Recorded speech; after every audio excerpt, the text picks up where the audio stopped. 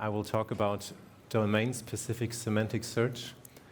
And I will talk as well a bit about non-semantic search, general text search, kind of to set the stage for the topic, to show you a bit how things work and what one can achieve with non-semantic approaches, and as well what one can achieve with semantic approaches.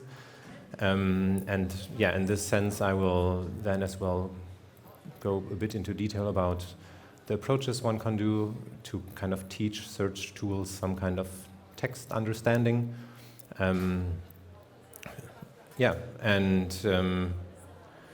the very end, I will as well give one example of a project that we developed at dida, which I find is a very, very nice example of the use of these methods. And in general, the talk aims to be a bit more about the general ideas and concepts. So it won't be too technical. I don't think I will show formulas. Maybe I will show numbers. I will show pictures. So the idea is, okay, if you're not an ML practitioner, my goal would be that you take something from this. And if you're an ML practitioner but maybe work in a different field, if you work more with statistical modeling, for example, that you will as well kind of get the concepts. Okay. Then let's start and talk a bit about general text search. There are very different ways we use search. And I just put here some examples. So everyone uses once in a while the search functionality of their laptop, searching for some document, searching for the telephone number of a person in their phone book. Then we search the web, of course, and we might want to get some information about traveling. Maybe we want to know, do we need a visa? We search for online shops a lot. So if you search for transformers at Amazon, you will get like a different variety of things. You might want to search Wikipedia. And so these are all kind of the areas where we use this. And if we want to kind of model this a bit more abstractly, then the more academic term for search was for a long time information retrieval. And the idea or the simplified model we use there is you have some type of search query, you have some collection of documents, and documents is there in quotes because documents can be very different things. So it can be product descriptions, it can be Wikipedia articles, web pages, the documents on your laptop, your PDF collections or something, magazines, journal articles, job descriptions if you're running some job advertisement platform, news articles if you're a big newspaper. It can be some kind of more specific type of internal company document, all these kind of things. What they all share for our case today is that a relevant part of their information is like in free form written text. So then we have some kind of search algorithm, and the search algorithm kind of takes is a function that takes a query and a document and kind of creates a score, and then we want to present in the end kind of a ranked list of relevant documents that are relevant for the search query. So one can make a bit of a distinction here between ranking and retrieval. So you can say, okay, I find things that are relevant, but I don't rank it. Or so if you want to go into the details, you can distinguish these things, but we will be a bit broad and lump this together. So we think of it as giving a score, and with this we can then kind of make a ranking. So the very basic thing is you're just looking for an exact match. So this is basically the control F search. So you make literal matching on a piece of text. You basically know what it is, and you just want to see where it is. So this might come up in your file browser. It's from the algorithm-wise, the score is either 1 or 0, so you find it or you don't find it. It's rather fast to do, it's still very, very practical, and why I like the example here is there is still a lot of functionality you can build around to make it a quite useful tool. So you have like a lot of indexing, you kind of index your emails and your address book and all these kind of things that you make all these things available. You have a pretty simple algorithm, but it already covers kind of some use cases and is something we regularly use. So then you can get a bit more complex. So I said before, we want to think a bit about what can be these scoring functions to kind of make a matching between a text search query and like some description text. And the idea is for the scoring that we want to use some kind of text similarity. And one idea is there, okay, a document is relevant for a query if it contains many of the query words. And we kind of say common words are maybe a little less informative than maybe very specific words, so that there is some kind of information content embedded into words. And this might as well depend a little bit on the kind of document collection, what kind of this information content is. So here is kind of a nice example. It's a standard example from a textbook about language processing. So if you consider your collection of documents to be the 37 plays that Shakespeare wrote, and kind of you collect all the text, and then you can kind of check which of these words in this corpus are very specific to certain documents, because there is just one play where Shakespeare writes about Romeo, and there are apparently just 2 plays where the word salad appears in the Shakespeare plays. So if you have a search query, if you want to know something about Shakespeare's plays and you write something about salad, maybe you can already narrow down pretty much in which of these documents you will find it. And this is kind of represented here in this document frequencies or inverse document frequencies. The inverse document frequencies, they normalize a bit, and then they take a logarithm that you really say, okay, we have here an information content of 0 if I really don't learn anything from the words. What this wants to exemplify is that the idea is to count words, how often they appear in the query, how often they appear in the text, and then you make some kind of calculations or statistics with it. So you can do the inverse, you take some logarithms, you scale it in some way. And this is the basic idea. And you can actually kind of go a longer way with it already. So a bit more formally, this would look then in the sense that you kind of have you make a large vector, and you kind of count all the words that appear in your documents at all. So you have a vocabulary. It will be a bit shorter than the vocabulary books you used to buy, but for these approaches you kind of narrow it down a little bit.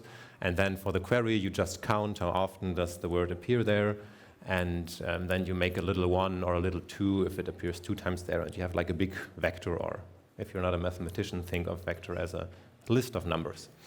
So the same thing you can do with the documents. So you go for the documents, and then you calculate these numbers that I just exemplified, like the inverse document frequency, the term document frequency, and you kind of calculate them, or you count them on a per document basis, and then you have as well a big collection of numbers. You can write this in a matrix.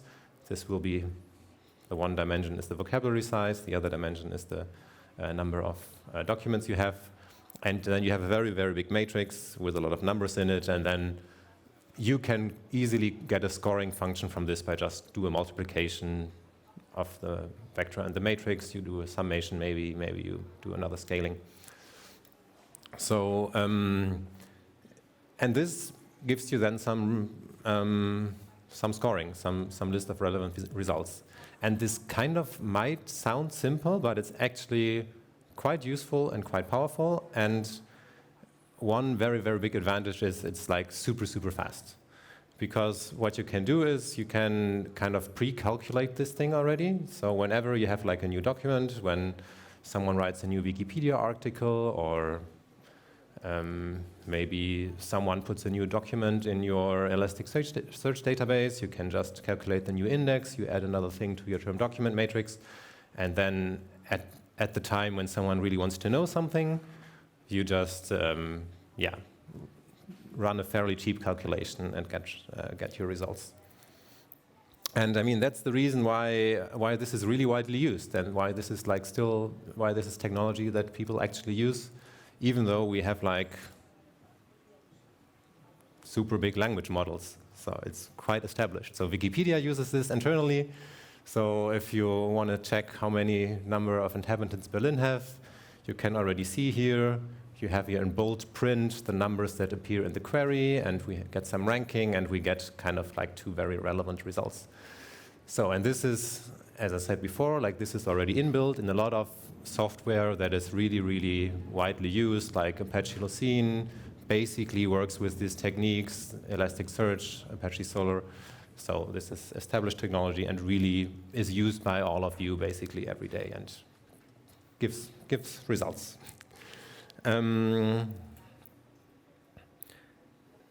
Let's check now. There is a big problem. Well, there are problems with it, of course. And I want to use this kind of example query here. I put it on the beginning slide. So we are kind of, Google taught us to kind of use search in a kind of keywordy way. So maybe we have to unlearn this now in the coming years, but like for a long time, like we were trained to kind of use some keywords and put together kind of the search queries. And I mean, when we look at this, we basically guess, okay, maybe there is a traveler who wants to go from Brazil to the US and wants some information about visa requirements or something. So for this query to really give people a relevant answer, it's really, really important what the ordering of the word is. Because if you want to go from Brazil to the US or from the US to Brazil, it will be different requirements. And you have your computer system actually to understand that US is not us, which is like a fairly common word, and will then likely maybe be discounted by our TF-IDF bag of words scoring. So for this query, I mean, it's important to understand the relation between the words, the ordering, and maybe as well things like synonyms or, So I put this down here. Oh, there is a typo, sorry for that. So word order, homonyms, synonyms, I mean, we cannot take this into account with just counting and statistics. So this is kind of a problem. And of course, this is what we want to address with kind of semantic search and giving kind of these abilities to a search engine. But before coming to this, because we're talking about machine learning today, I want to take a very short detour, because you can already do kind of good machine learning at this stage. And I want to briefly talk about this. And like the buzzword for this is like learning to rank. So the idea is we use other features next to the text similarity and optimally combine them to a ranking score via some machine learning. So the way I started this was that I kind of suggested to you, hey, let's take kind of text similarity as a measure, as a score. And this is, I mean, we want to do text search. That is something we want to do. But there are often as well a lot of other information pieces we can take into account. Some things, for example, like how popular is a document? If there are many links that link to some document, to some web page or a Wikipedia article that's very often referenced, maybe it's important. Maybe you want to show it first to our users. Or maybe I have here some examples. So yeah, maybe there is some overall popularity not measured by links to the document, by how often it has been read, or maybe it's a product and you want to make money with your web shop, so you maybe push up the products a bit that increase your like your margin, or maybe some best-selling items. Maybe you have a bit too much stock of something, so you push a little bit up in the search results. So there might be very different features you want to take into account when presenting something to a user, not just text similarity. And these are kind of our different features, like I listed here. And so we have like 4 features, 5 features, 6 features, maybe 25. And then comes like the work of the search engine engineer, at least of the old school search engine engineers, maybe not the ones at Google, who kind of tune these things. But yeah, it's not nice to do this by hand. So the idea is that you kind of learn this. And you can do this with kind of simple machine learning models, so like typical like random forest models, XGBoost or something. You can teach those to optimally combine those features. But the big thing, and this is maybe as well what to take away from this for the next part, for this you need some training data. And this is, of course, always a bit of a tricky question. So you need kind of a relevance list. So when you have like a query, and you have your documents, then you have to kind of in a way find out or note or annotate the relationship of relevance, and maybe even a scored way. Hey, this is more relevant, this is less relevant. So there is a multitude of things how you can do this. So for example, what Wikipedia does is they have kind of a more involved user action model where they make some assumptions. Okay, if a person goes to this page, if they search for something, they go to this page, but then they go back and click on the next link in the list. Some things like this, maybe the first article they checked out didn't satisfy them, so they put the next one, so they discount them a bit. Or even if you just have a list and then people might scan it and already get an idea and then just click on the 5th result, then maybe it gives you an indication that the first 2 were not the best ones. So you can kind of use all of this data to kind of create this, or you have expert knowledge, you have just people sit down, maybe professional doctors who want to tell you something about how a certain description of something matches to a certain technical description of something, and they write this list. Or maybe you have some kind of business process with some creativity, so maybe this is as well kind of the job of the data scientists, maybe to figure out, okay, can we use something for this? Yeah, you can use this, but in the end, you kind of need it. Okay.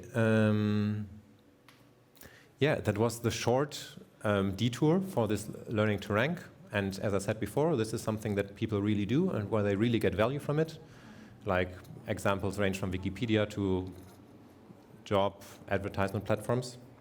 So, and you don't necessarily need semantics for it, because you have other features you can really use and which are important in your business case.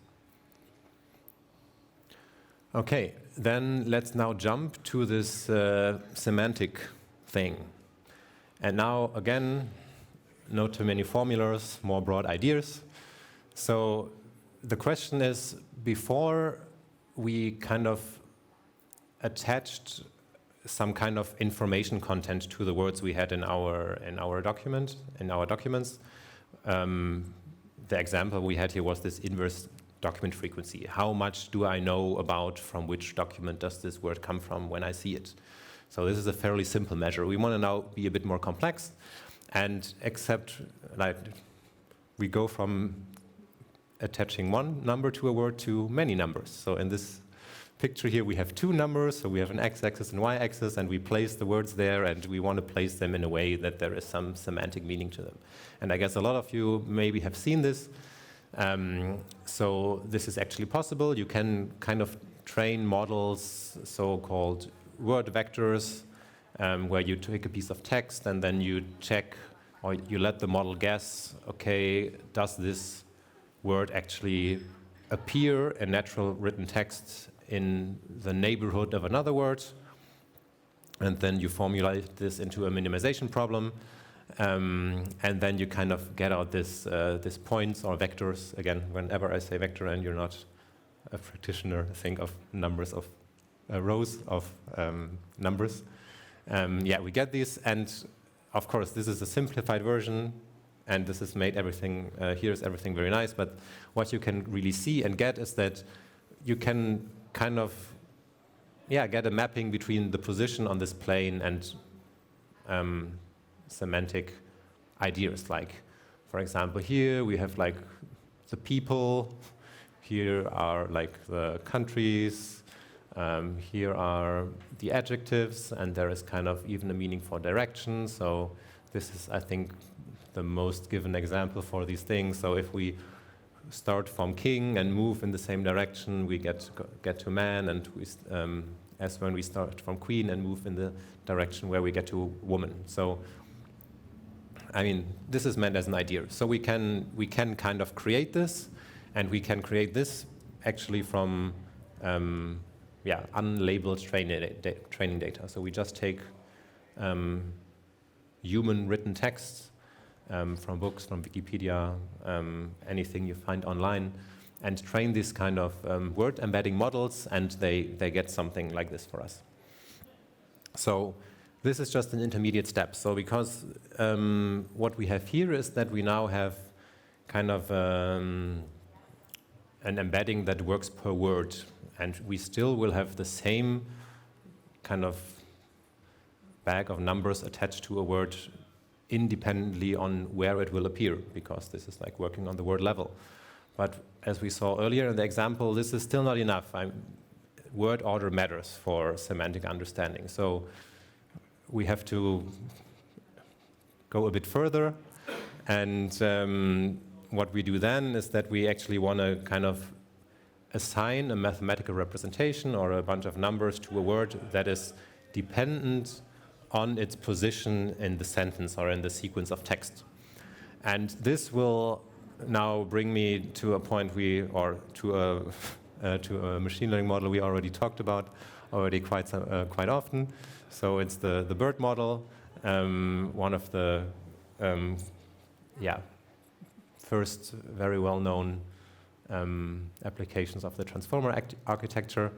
And by the way, Augusto is not here, but thanks, Augusto, for letting me steal this slide from you. You've seen this kind of in a quite similar way already before.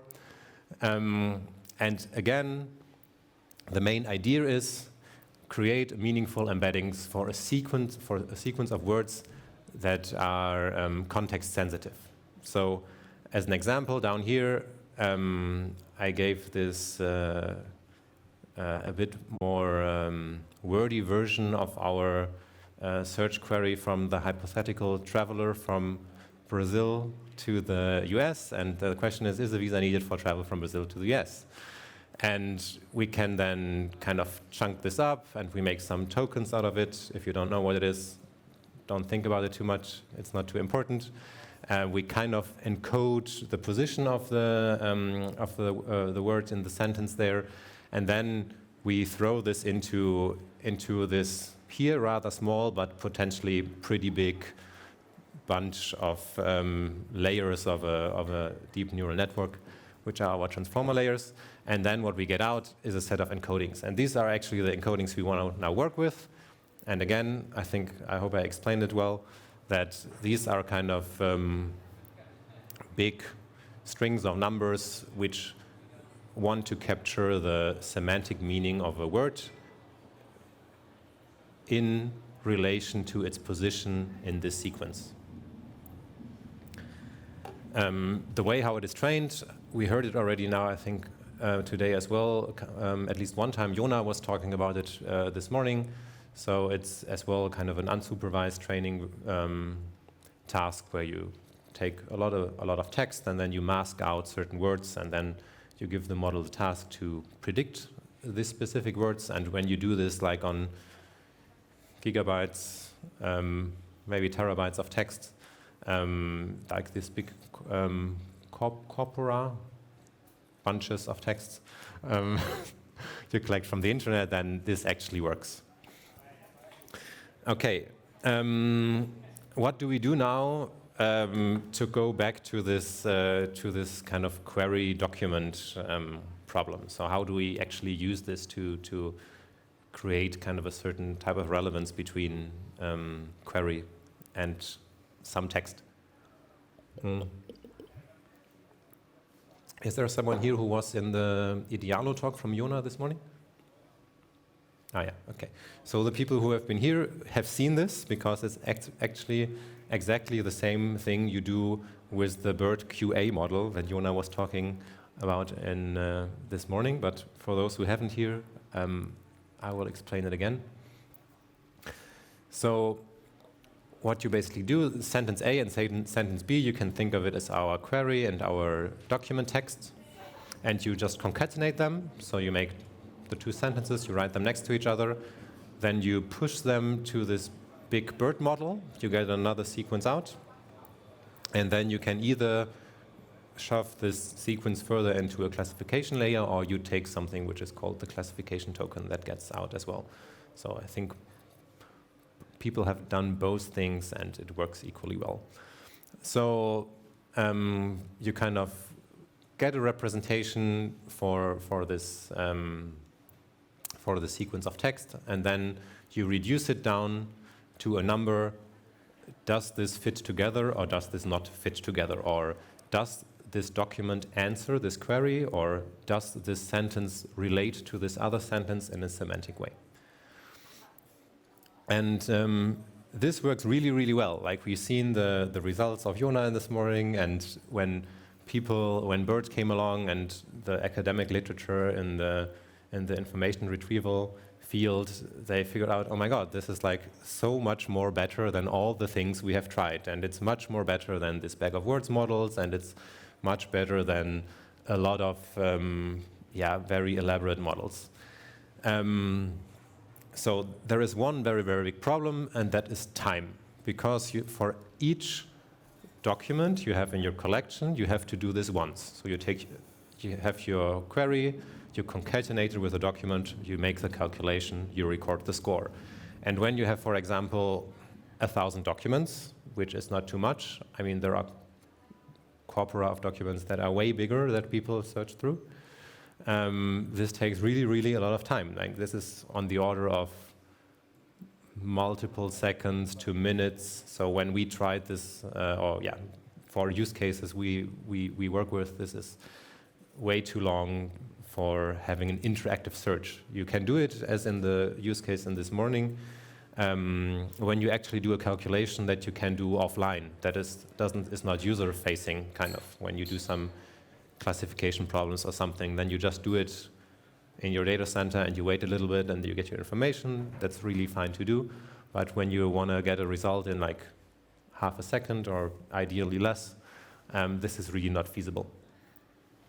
And there is another tiny caveat that, not tiny, I mean, depending on how you look at it, it's rather big. I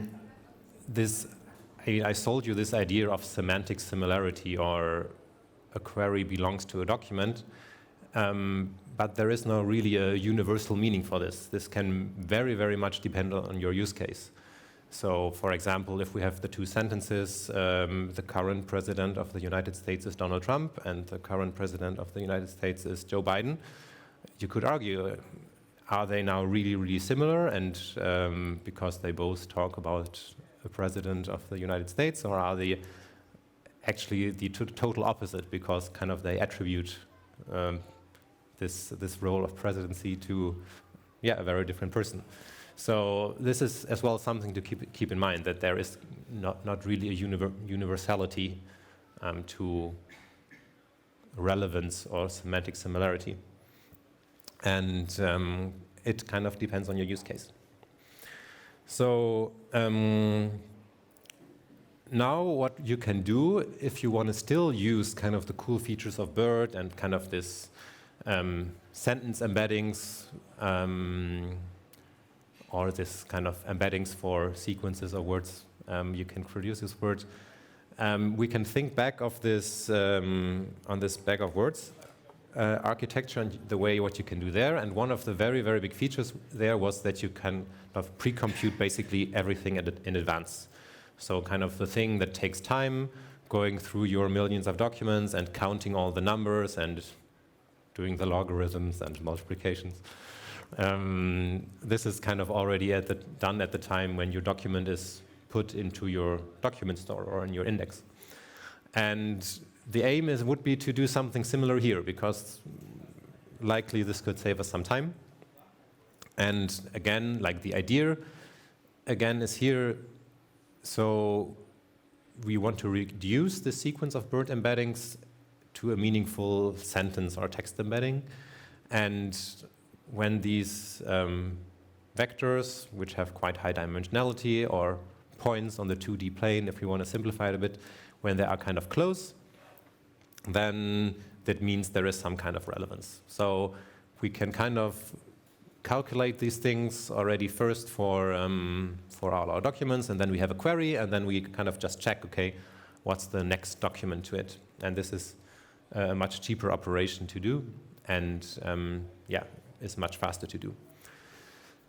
So there is one problem with it, or one first problem with it is I showed you a few slides ago this king, queen, man, woman, fast, faster, nice, nicer, like these words where you have like this really nice clusterings of words that belong together and a meaningful direction in the space. So this really came in a way out of this model, and it's like super graspable. Like people really love this example, and I used it as well here because it's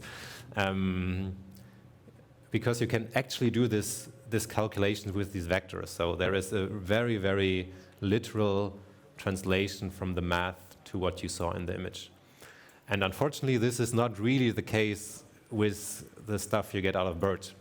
So if you just very naively kind of add them up and bunch them together, then it doesn't really work so well. So what you really have to do there is that you have to do some fine-tuning. So it's not the hardest thing to do, but it kind of goes very clearly together as well with the point I mentioned before. You have to adapt it kind of to your specific use case a bit, and you have to kind of to use this kind of to bake in what you want to capture, what type of similarity you want to capture with this. Of course, it can be generalized a bit, and of course, if you have like there maybe found a nice way that kind of generalizes well to other use cases, you can do this, but it's something to have in mind. Yeah, and like on the bit more technical side, so what you do here, so you have either two sentences, or again, think of it as a query and as a document. So you take the sequences of words, you put them through your BERT model, you get a new sequence, and then you can do some kind of pooling, aggregation. That means so max pooling, min pooling, averaging, and they all kind of work similarly, and then you get this kind of one vector representation, and you do the fine-tuning in a way that you kind of take the cosine similarity of them, get a score, and then do a binary classification again. So you say, okay, if these things match well together, then we want to tune the weights, fine-tune the weights of our BERT model in such a way that they are kind of aligned in this vector space, and if not, they should look in opposite directions. So maybe just a little reminder again for the not-so-technical people. So this is kind of the standard approach. You have these big BERT models. They are pre-trained on these huge, massive data sets. This takes a lot of money, took a lot of money and a lot of compute like 4 or 5 years ago when this was invented. By now, you can basically do this if you have a good graphics card in a day or two on your own with some tweaks and not reproducing everything, but it's gotten way less cheaper. You have your pre-trained model, and then you kind of add up some fine-tuning. You kind of fine-tune it to your task. This is exactly what is happening here. And in this way, we bake in our idea of relevance into these representations. Yeah, and what we have then is kind of the same picture as we had before, kind of. So we have down here like a collection of document vectors. We can calculate them whenever a new document arrives. Once we have done our procedure before, we can kind of cache them, put them in some store. Then a new query comes in, and then the most computation-intensive part is like to put this query vector once through this BERT model, which takes, depending on what you run it on, like in the milliseconds time range.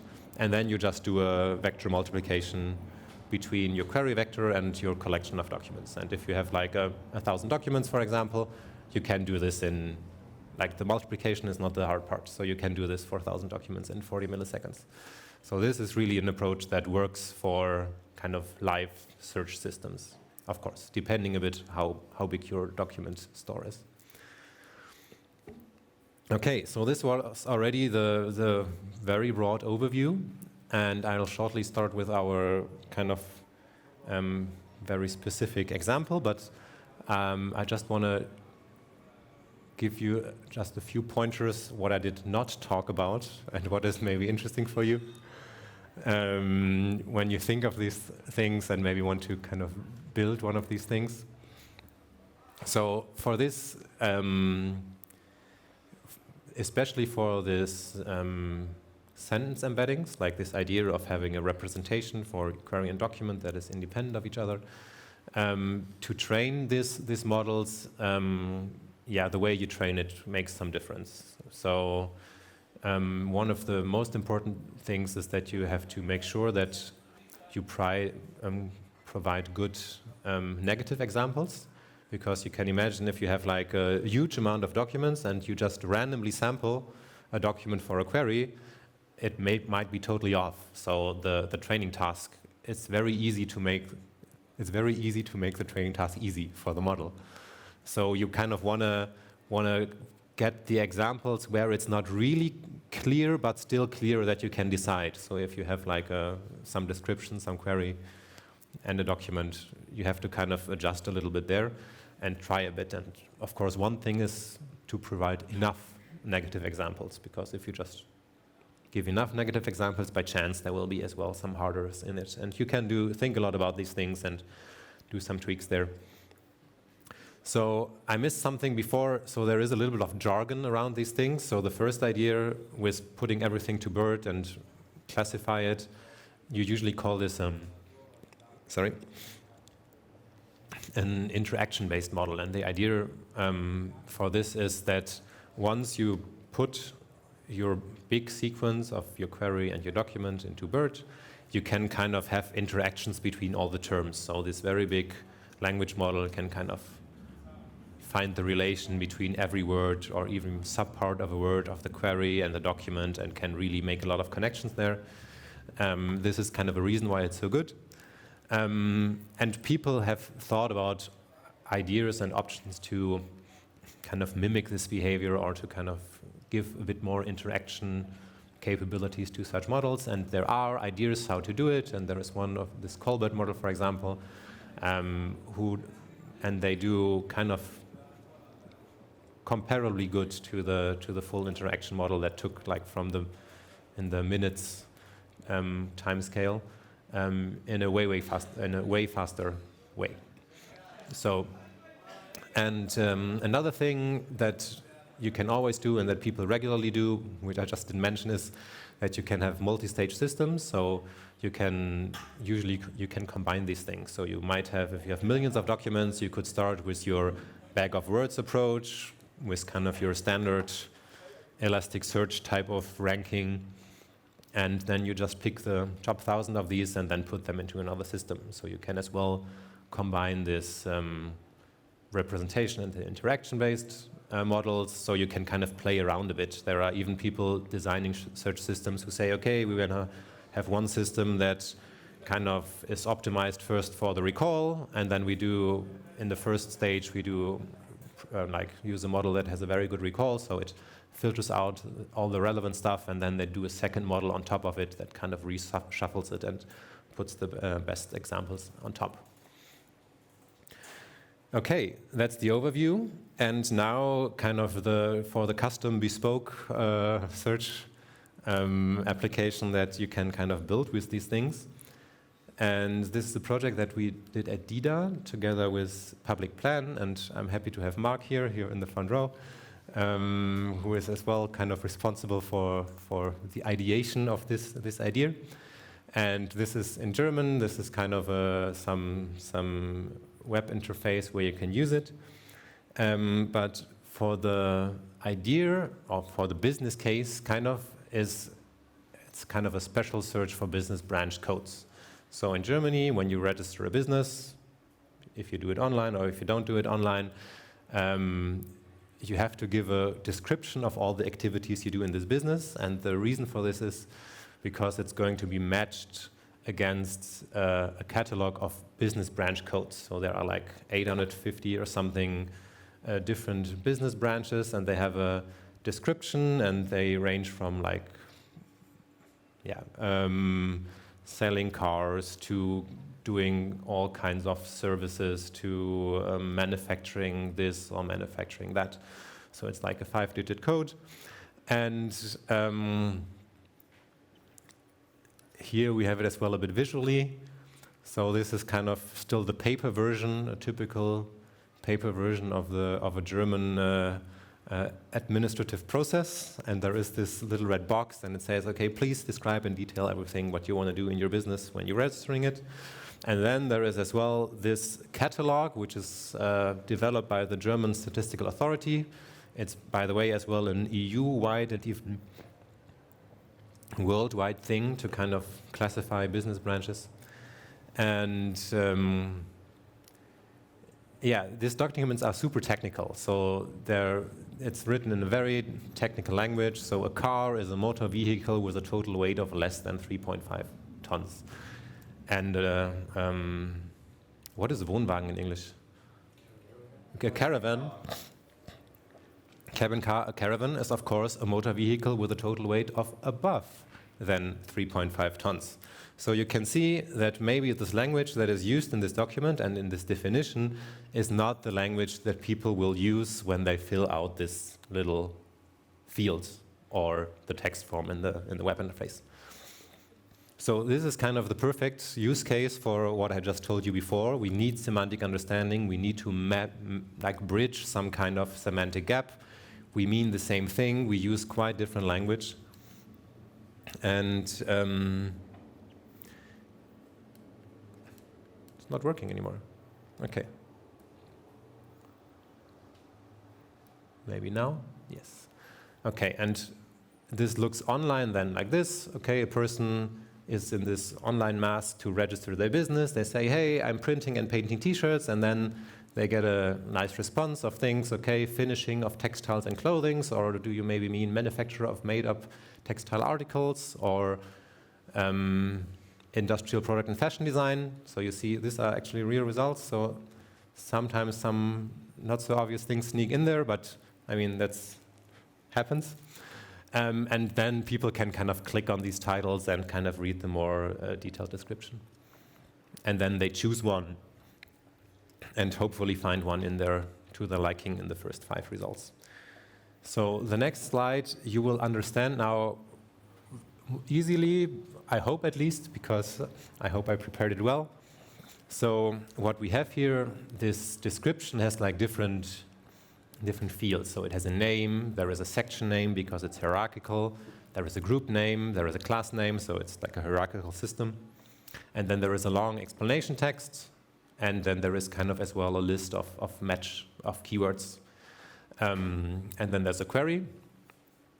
And what we basically do is we calculate this BERT text embeddings I told you a little bit before about. And then we do this as well for the query.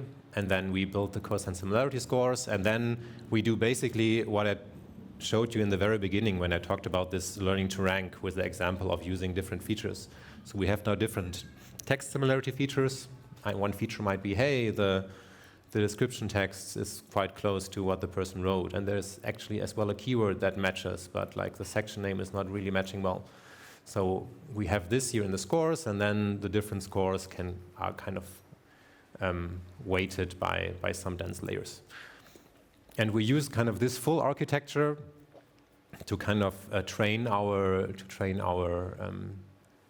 sentence embeddings and to kind of fine-tune the BERT model. And I mean, in a way, this is a bit of a application which is a bit of a dream come true for a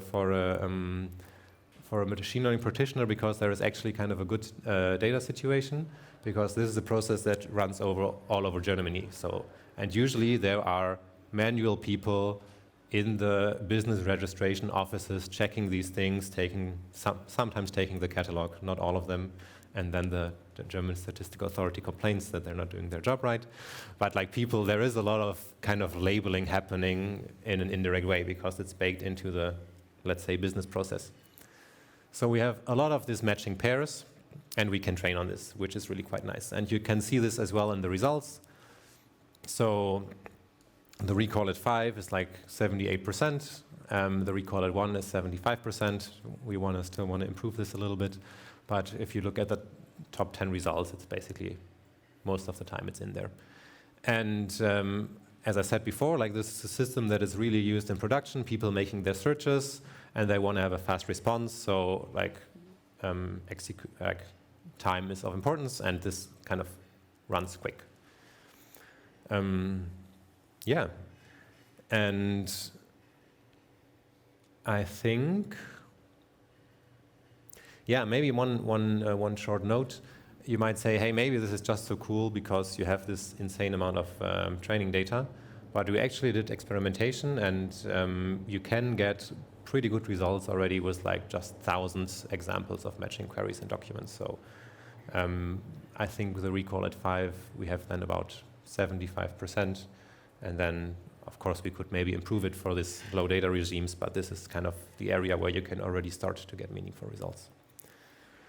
Okay, yeah, I'm slowly at the end of, not slowly, I'm at the end of my talk, just maybe a little recap. So, I mean, there are really very different ways of working with text, and for a lot of things you don't necessarily need semantic understanding, and you can already give a lot of benefits. There are very good cases where you can use it, and we have the technologies to quite simply build these kind of models. So there is no huge amount of training or computation or something needed, and the tools you have are as well quite available. So it's not rocket science to use these models to build these architectures. And I think the interesting thing is like to find the applications, to find the use cases, to really see where you can apply it, and of course kind of where there are options where this training data might emerge and where you can use it. Yeah. So thank you very much for your time and for your patience. And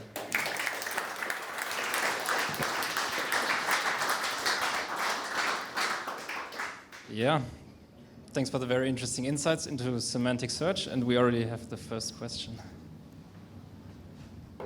Thank you for your talk. I have a question about BERT and semantic search. Can you go a few slides back, where you put two sentences together and process them with, yes, that is a question we have. When you have different lengths of sentences for different queries or different combinations, what technique are you using to get the same lengths of vector for the classifier? Or does the classifier run on different length of vectors? so you omit this thing when you kind of use the classification token? Okay. So BERT has an additional output besides the so this is token kind of wise. this is kind of a thing. BERT, this was shown actually here. So I think this is as well something that Jona and Augusto mentioned. So you kind of attach a specific token in the very beginning, and this will as well in your encodings be the first one that comes out, and then you can use this for the special tasks. So this is used in the pre-training task for this matching, I think, of the next sentence prediction. So do the two sentences fit together, and you can use this here. Otherwise, what you can do is that you just pad everything to the maximum length, and then you have like a fixed length for the classifier. And one special token here is CLS for classification. Yeah. Okay. Thank you. Yeah. Hey, thanks for the talk. Could you say some words about the domain-specific part? When you just say, is it needed to do the self-training versus just pulling a generic pre-trained transformer? I mean, the idea with the sentence embeddings, it's always in a way necessary to fine-tune them. So you cannot use them as they come out of BERT directly or another language model. So you can of course pre-train on other tasks. So, but in general, I think it would be, you have to either find a data set that kind of mimics your task you have already in a way, but you cannot just use BERT and apply it naively. You have to kind of do some kind of fine-tuning there. But there are a lot of different, I think there are thousands of transforms available, and a lot of them are advertised as readily available for semantic search. Right, so if you go to Hugging Face, like a lot of transforms specifically advertised for semantic search applications. So when would you say is it needed to do additional fine-tuning and additional search?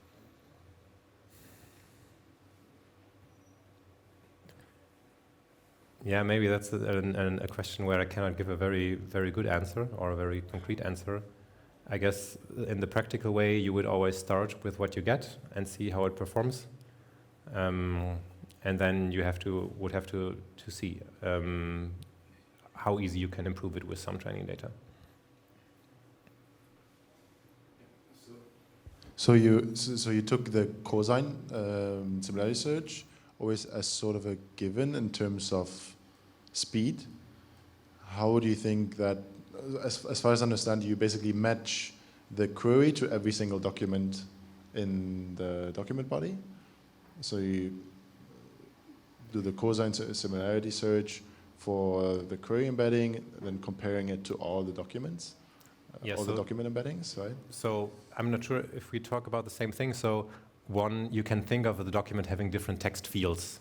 So it's a bunch of types of text, and we kind of do this. Yes, we calculate kind of an embedding for each of these, and then we calculate kind of these text similarities as features, and then we kind of, in the last step, we kind of rank their relative importance. So with a larger item body than 850, would it perform the same, or would you have a harder time matching them? So larger candidates, basically. Okay. You know? Maybe then I did not. Maybe then I could explain this a bit better. So one of these descriptions of a business. Yeah, of a business classification, they always have these kind of fields. So this number is fixed, kind of. And of these documents with the 6 fields, we have roughly 1,000. Okay.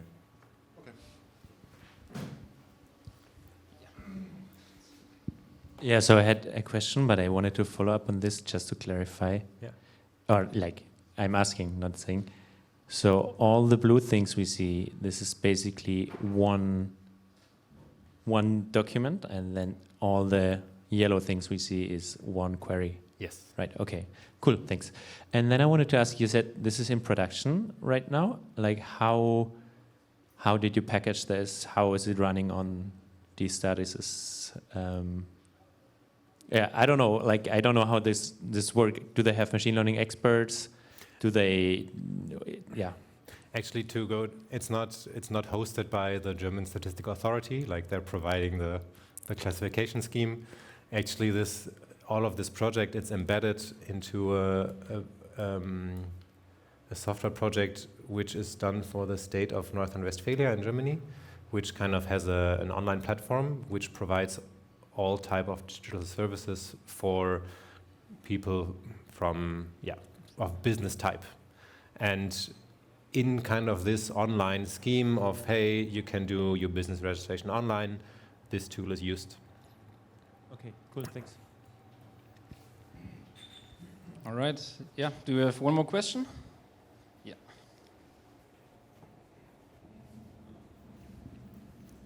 Yeah. Hi. Thank you for the talk. The data set is probably not available, right? Or it is? Maybe you have to ask Mark over a beer if the data set is available. So I mean, we can use it like in the let's say the contract for the work on this platform kind of includes that there is kind of the statistical authorities provide this data, and we can, for now, use it for this project. It's a little bit. It's quite easy. All the data from the status is online as XML, gets updated a little bit irregularly, but we have some bit more of data by the Chamber of Commerce from Germany. It's the EHK NRW, respectively, and we can use this data, but we are not allowed to. It's not really open data, but it's from my. If I think about it, I think it was only 3% better at last. But what we want to do, if I may tell it, is getting more and more real data from the statistical authorities, because 2 months ago we found out that the quality of data combined from the communities is not really good, but afterwards in the statistical authorities there's the gold data. I see. Thank you. All right, then we close the round of questions. Thanks again. Yeah.